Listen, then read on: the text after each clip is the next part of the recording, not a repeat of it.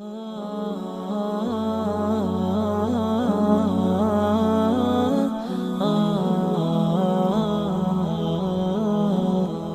سب سے پہلے میری موت پر مجھ سے جو چھین لیا جائے گا وہ میرا نام ہوگا، اس لیے جب میں مر جاؤں گا تو لوگ کہیں گے کہ لاش کہاں ہے، اور مجھے میرے نام سے نہیں پکاریں گے۔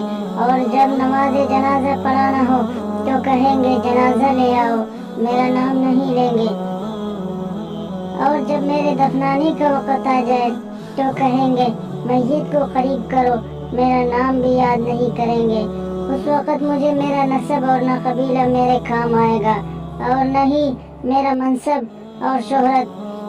کتنی فانی اور دھوکہ کی ہے یہ دنیا جس کی طرف ہم لپکتے ہیں۔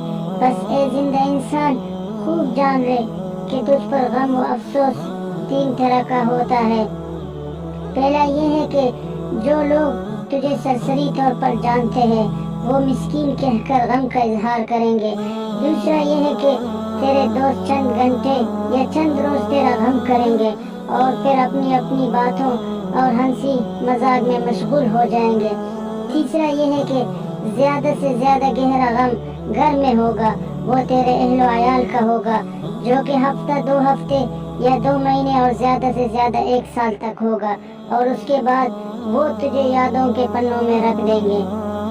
لوگوں کے درمیان تیرا قصہ ختم ہوا اور تیرا حقیقی قصہ شروع ہوا، اور وہ ہے آخرت کا۔ تجھ سے چھن گیا تیرا جمال، مال، صحت، اولاد، جدا ہو گئے تجھ سے مکان و محلات، بیوی، غرض ساری دنیا، اور کچھ باقی نہ رہا تیرے ساتھ سوائے تیرے اعمال کے، اور حقیقی زندگی کا آغاز ہوا۔ اب سوال یہاں یہ ہے کہ تو نے اپنی قبر اور آخرت کے لیے اب سے کیا تیاری کی ہے؟ یہی حقیقت ہے جس کی طرف توجہ چاہیے۔ اس کے لیے تجھے چاہیے کہ تو اہتمام کرے فرائض کا، نوافل کا، پوشیدہ صدقہ اور صدقہ جاریہ کا، نیک کاموں کا، رات کی نمازوں کا، شاید کہ تو نجات پا سکے۔